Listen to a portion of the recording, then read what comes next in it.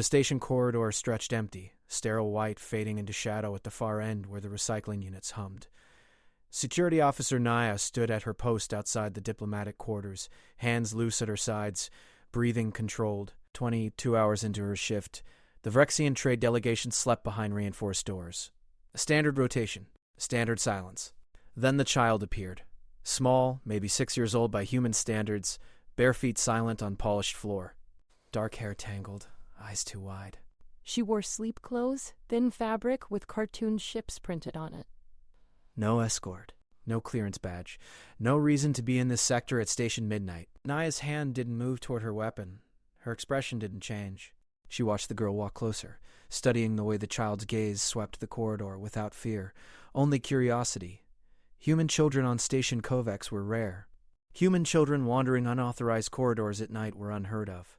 Lost? Naya asked, voice neutral. The girl stopped 3 meters away. There's something wrong with the air. Naya's hearing sharpened. The hum of life support remained steady, temperature normal. Oxygen mixture registered green on her wrist display. Sensors show normal parameters. No. The child tilted her head. It tastes wrong. Like before the storm on my planet. Before things fall. Before Naya could respond, the station lights flickered. 1 second, maybe less.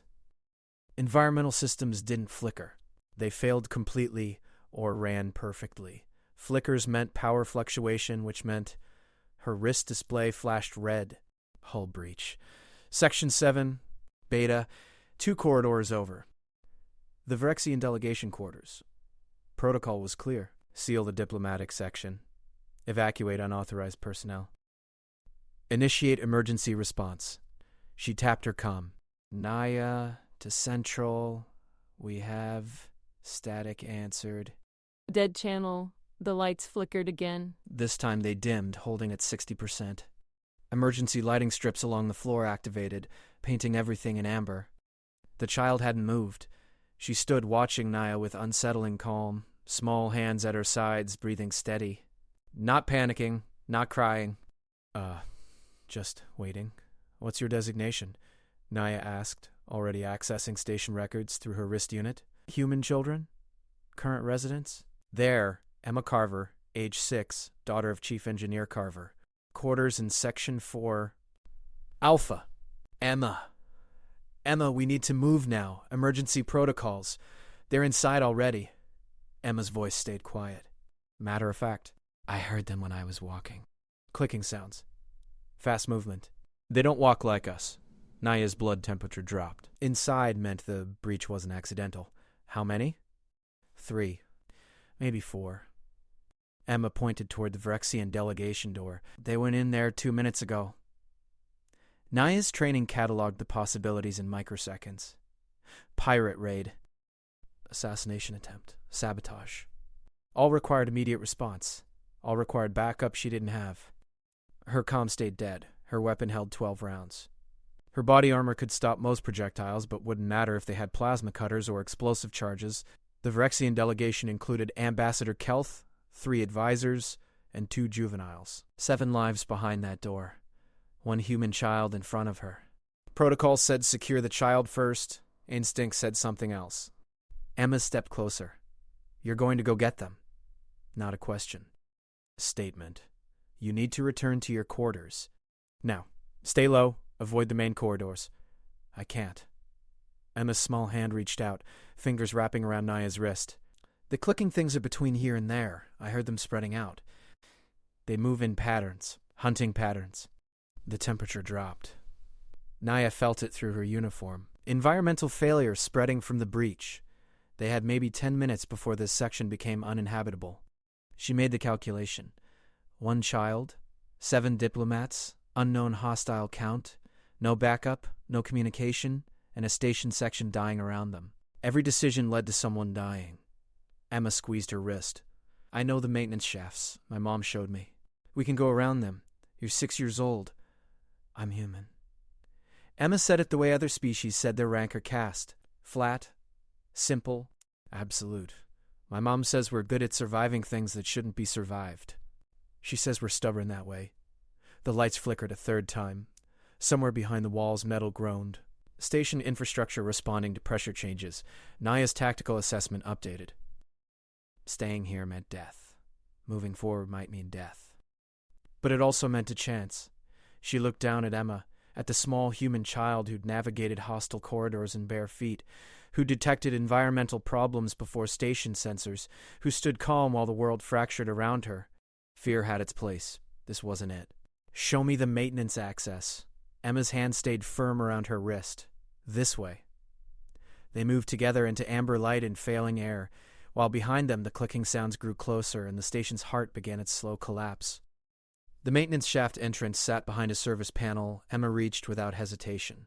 Small fingers found the manual release, the kind installed before automation, the kind forgotten by everyone except engineers and their children. The panel swung open, revealing darkness and the smell of recycled air, oil, and old metal. "It's tight for adults," Emma whispered, already climbing inside. "But you're not as big as my mom?" Naya glanced back at the corridor. The clicking sounds had stopped. Silence was worse. It meant they were listening. She slipped through the panel, pulling it closed behind her, engaging the manual lock. Darkness swallowed them whole. "Don't use your light yet," Emma said somewhere ahead. "They see different than us. Mom says most species see heat or movement, but humans see patterns. We remember shapes even in dark." Naya's night vision was good, standard for her species. But the child navigated the shaft like she'd memorized every centimeter. Small hands touched walls, found handholds, guided them through turns that appeared without warning. The shaft branched. Emma chose left without pausing. "How do you know this route?" "I know all of them. Mom makes me practice. She says stations fail, and when they do, the people who know the bones survive." Emma's voice carried back, steady and clear. "The bones are the parts built first, the parts that hold everything else up." They crawled for 2 minutes. Naya's tactical chronometer counted each second. Behind them, something metal scraped against metal, distant but getting closer. Whatever had breached the station was spreading through the infrastructure. Emma stopped. Her small hand reached back, found Naya's shoulder. "The Vrexian delegation quarters are directly above us. There's a maintenance access in their refreshment preparation chamber. It's not guarded because it's too small for adult Vrexians, but not too small for human children. Or for medium-sized security officers." Emma shifted, making room. "The access opens with a manual release. 3 turns counterclockwise. When we go up, we'll be exposed for 4 seconds before we can reach cover behind the preparation units." Naya studied the child's silhouette in the darkness. 6 years old. Barefoot, wearing cartoon pajamas. Speaking like a tactical officer with 20 years' experience. "Emma, when we go up there, I need you to stay in the shaft. No matter what happens. No." The word carried absolute finality. "This isn't negotiable. You're a child I'm responsible for. I'm human." Emma turned, and even in darkness, Naya felt the weight of her stare. "You're good at fighting. I'm good at being small and knowing things. We both do what we're good at, or people die. That's how survival works." Somewhere in the shaft behind them, the scraping sound grew closer. Something hunting. Something patient. Naya made her second impossible decision. 3 turns counterclockwise. 4 seconds exposed. "You move to cover first. I follow." "Understood?" "Understood." Emma's small hands found the access panel overhead. Metal scraped as she worked the manual release. 3 turns. The mechanism was old, stiff, made for maintenance workers with tools and time. The child's fingers strained but kept turning. The scraping sound behind them stopped. Listening again. Learning their position, the access panel swung down. Dim light spilled into the shaft, the emergency amber of a station sector dying. Emma pulled herself up with movements too controlled for a child, too practiced. She disappeared into the Vrexian quarters. 1 second. 2, 3. "Clear," came her whisper. Naya followed, pulling herself up into air that tasted of ozone and fear. The Vrexian refreshment chamber was small, designed for their methane-based dietary requirements. Equipment hummed on low power. Through the open archway leading to the main quarters, Naya heard breathing. Rapid. Terrified. The clicking had stopped, but its memory remained. She drew her weapon, checked the charge. 11 rounds. She'd fired once during qualification this cycle. She moved to the archway, Emma silent at her side, despite orders to stay back. The main quarters opened before them. 5 Rexians huddled in the far corner, their crystalline exoskeletons reflecting amber light in fractured patterns. Ambassador Kelth stood at the front, his larger frame shielding the juveniles. 2 advisors flanked him. The third lay motionless near the entrance, exoskeleton cracked, inner fluids pooling. But that wasn't what stopped Naya's breath. 3 creatures occupied the center of the room. Each stood on 6 limbs, bodies segmented like insects but scaled up to human size. Chitinous armor covered them, matte black and absorbing light. Their heads swiveled on flexible necks, multifaceted eyes scanning, mandibles working with soft clicking sounds. They moved with purpose, surrounding the Vrexians, cutting off escape routes. Professional, coordinated, intelligent. Naya recognized the species from intelligence briefings. Crush raiders, apex predators from the outer reach. They hunted in packs, preferred live capture for their slave markets, and never left witnesses. The nearest Kresh turned its head toward the refreshment chamber. Multiple eyes focused on Naya, on her weapon. On the threat assessment that took microseconds, it didn't attack. It tilted its head, mandibles spreading in what intelligence files called a challenge display. The other 2 Kresh shifted position, forming a triangle that kept the Vrexians contained while facing the new threat. Ambassador Kelth's voice crystallized the air. Officer, they have taken our communication devices. They have sealed the primary exits. They are waiting for reinforcements, Naya finished. Her weapon stayed trained on the nearest Kresh. They're holding position until their ship can dock. The Kresh that had displayed at her clicked 3 times. Slow. Deliberate. In intelligence files, that pattern meant acknowledgement. It knew she understood the situation. It knew she was alone. It was giving her the chance to walk away. Professional courtesy between predators. Emma's hand touched Naya's arm. The child's eyes stayed on the Kresh, studying them with that same unsettling calm. They're built for speed, not strength. Their armor is thick on top, thin underneath. They hunt in packs because alone they're vulnerable. The Kresh's attention shifted to Emma. All 3 sets of eyes focused on the small human child standing unarmored, unarmed, unafraid. For the first time, their coordinated movement faltered. One stepped back. Another's mandible stopped clicking. They can smell fear, Emma continued, voice quiet and factual. Most species smell like fear when cornered, but humans don't always. Sometimes we smell different. Sometimes we smell like we're hunting back. The Kresh that had challenged Naya now focused entirely on Emma, its head lowered slightly, its rear limbs adjusted stance. In any species, the posture meant the same thing. Recognition. Not of a child, not of prey, of something else. Naya felt her training and instinct align. She had 11 rounds. 3 targets. The Vrexians were 4 meters away. Emma stood 1 meter to her right. The Kresh held superior position and numbers. Every tactical calculation said retreat, regroup, wait for backup that might never come. But something was happening in the space between Emma and the Kresh. Something Naya didn't fully understand. The creatures were predators, but predators knew hierarchies. They knew when they faced something that didn't fit their threat assessment. They were looking at a human child and seeing something their instincts recognized. Emma took 1 step forward, small barefoot silent on cold floor. You need to leave now. The Kresh didn't move, didn't click, didn't display. They stood frozen, 6-limbed bodies coiled with potential energy that had nowhere to go.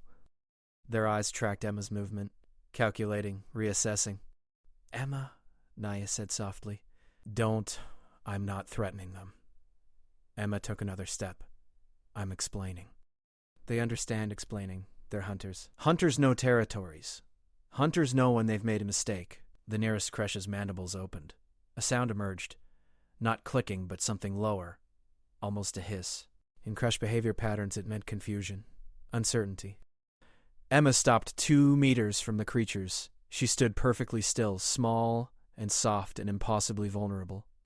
Her hands stayed at her sides. Her breathing remained steady. When she spoke again, her voice carried something that made Naya's skin prickle. My species invented weapons that can crack planets. We went to space in ships held together with courage and mathematics. We survived ice ages and droughts and predators bigger and meaner than you. We didn't survive by being the strongest or the fastest. We survived by being too stubborn to die and too clever to stay beaten. One Kresh took a step backward, then another. You're in my territory now. This station has humans on it. That makes it ours. You hurt our allies. You scared our friends. That was your mistake. Emma's voice never rose above conversational level. Never threatened. Never wavered. So here's what happens next. You leave. You tell your pack that humans remember. We remember faces. We remember wrongs. And we're very, very good at holding grudges. The Kresh stood frozen for 3 seconds that stretched into eternity, their multifaceted eyes fixed on Emma, on the small human child who spoke with the weight of a species behind every word. Naya watched their posture change, subtle but unmistakable. The aggressive stance softened. The challenge display faded. They were backing down. Not from the armed officer with a weapon trained on them, from the barefoot child in cartoon pajamas who stood unarmed and unafraid. The lead Kresh made a sound, sharp and commanding. The other two responded immediately, falling into formation. They moved toward the damaged entrance, keeping their bodies oriented toward Emma, but no longer threatening. Professional withdrawal. Tactical retreat. At the threshold, the lead Kresh paused. Its head swiveled back, eyes finding Emma one last time. It clicked once, slow and deliberate. Acknowledgement. Then they were gone, disappearing into the amber-lit corridor with the silence that had brought them. The room exhaled. Ambassador Kelth's crystalline structure vibrated with relief. The Vrexian juveniles emerged from behind him, their young eyes wide. One of the advisors moved to check their fallen companion, mandibles clicking softly in grief. Naya's weapon stayed raised for 10 more seconds before she lowered it. Her hands remained steady, but her mind raced, trying to catalog what she'd witnessed. A 6-year-old human child had faced down 3 Kresh raiders with nothing but words and presence. She'd made apex predators back down through sheer force of will and genetic reputation. Emma turned back, small face expressionless. We need to move. They'll regroup and try a different approach. Predators don't give up. They just get more careful. Emma, Naya began, then stopped. What question could possibly encompass what had just happened? The child walked back to her, bare feet leaving small prints in the spilled fluids from the dead Vrexian. My mom says humans scare people sometimes. Not because we're mean. Because we don't quit. Because we look at impossible things and do them anyway. Because when you back us into corners, we don't curl up and die. We fight. We adapt. We win. Ambassador Kelth approached, his larger form moving with the slow dignity of his species. His voice resonated through his crystalline structure. Young human, you spoke to them. They listened. They didn't fear me, Emma corrected. They feared what I represent. Every predator knows the smell of another predator. They know the difference between prey that runs and prey that hunts back. Humans smell wrong to them. We don't fit their categories. Naya's calm crackled to life. Static, then words. All units, hull breach contained, hostile vessel retreating, station integrity, more static. Emergency protocols lifted, medical teams deploying. The Kresh ship was leaving, running. 'Cause somewhere in their pack calculation, they decided the cost was too high, not worth fighting for. One of the Vrexian juveniles approached Emma, moving with tentative curiosity. Its crystalline eyes reflected amber light as it studied the human child. Are all your species like you? Emma considered the question with the same careful thought she'd given everything else. No. Some are scared. Some are mean. Some are kind, but we're all stubborn. We all carry the same history, prey animals that became predators. Weak things that got strong by refusing to accept weakness. When you meet a human, you're not just meeting one person. You're meeting everything that came before them, every ancestor that survived impossible things. That's what you saw. That's what they recognized. The juvenile structure pulsed with understanding, or perhaps incomprehension. Some concepts didn't translate well between species. Naya accessed her wrist display. Medical teams were 2 minutes out, security reinforcements 3 minutes behind them. The station was stabilizing. Emergency systems were cycling back to normal. In the official report, she would document the breach, the Kresh incursion, the evacuation of the Vrexian delegation. She would note the appearance of Emma Carver, human child, who provided intelligence on hostile positions. She would not document what she'd witnessed. Some things didn't fit into official categories. Some things needed to be seen to be understood, and even then, understanding came slowly. Emma walked back to the refreshment chamber, to the maintenance shaft that had brought them here. She paused at the entrance. Officer Naya? Yes. When you write your report, you can mention me, but don't make me sound like a hero. I'm just a kid who knows the maintenance shafts and doesn't panic much. She smiled, the first real expression Naya had seen on her face. Heroes are people who do brave things when they're scared. I wasn't scared. I was just being human. She disappeared into the shaft, small and quick, leaving Naya standing in a room that still smelled of violence and fear and something else. Something that lingered in the air like a promise or a warning. The medical teams arrived. The security reinforcements swept the sector. They found the creche entry point, the damaged hull section, the evidence of a professional raid that had ended without completion. They found the dead Vrexian advisor and began the protocols for diplomatic incident reports and interspecies conflict documentation. They found no trace of 3 creche raiders who had vanished like smoke. Naya gave her statement. Factual. Complete. Missing only one detail that mattered more than all the others combined. When the shift commander asked how she'd managed to repel 3 creche raiders with only a sidearm and no backup, she said the truth without explaining it. I had help. Later, after the reports were filed and the Vrexian delegation had been relocated to secure quarters, Naya found herself in the station observation deck. The great window looked out on stars, on the infinite darkness that humans had looked at for millennia before deciding it wasn't infinite enough to stop them. Emma stood at the window, still in her cartoon pajamas, her mother's hand on her shoulder. Chief Engineer Carver looked exhausted, her face lined with the particular fear of a parent who'd discovered their child wandering disaster zones, but her hand remained gentle on Emma's shoulder, pride mixing with concern. Naya approached. Carver noticed her first, straightening to attention. Officer? I'm so sorry about Emma. She has a habit of wandering when she can't sleep. I've spoken to her about station protocols. She saved 7 lives tonight, Naya interrupted, including mine. The Vrexian delegation owes their survival to her knowledge of station infrastructure and her unique approach to threat negotiation. Emma looked up at her mother. I did what you taught me. I knew the bones. I didn't panic. I remembered that humans don't quit. Carver's expression shifted through confusion, pride, fear, and understanding in rapid succession. She knelt beside her daughter. Emma, what exactly happened? The creche came.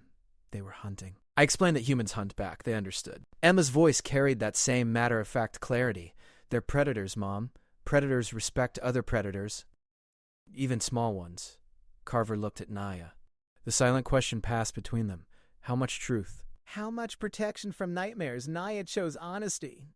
Your daughter walked into an active combat situation and resolved it through psychological warfare and species reputation management. She's 6. She did it barefoot, and she terrified 3 professional raiders badly enough that they retreated without completing their mission. Carver closed her eyes for a long moment. When she opened them, they were wet. Emma, you could have died. So could the Vrexians. So could Officer Naya.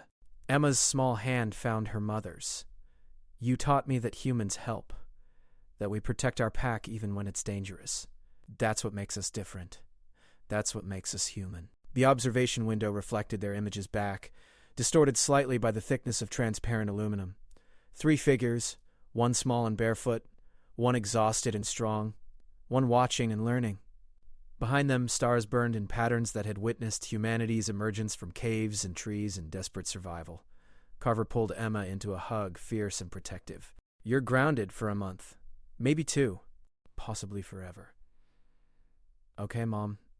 And we're going to have a very long talk about appropriate responses to station emergencies. Okay, Mom. And you're never ever doing anything like that again. Emma was quiet for a moment, then softly, I can't promise that. Because it was true. Because humans didn't quit. Because sometimes small children in cartoon pajamas walked into darkness and came back carrying the weight of their species' reputation like armor.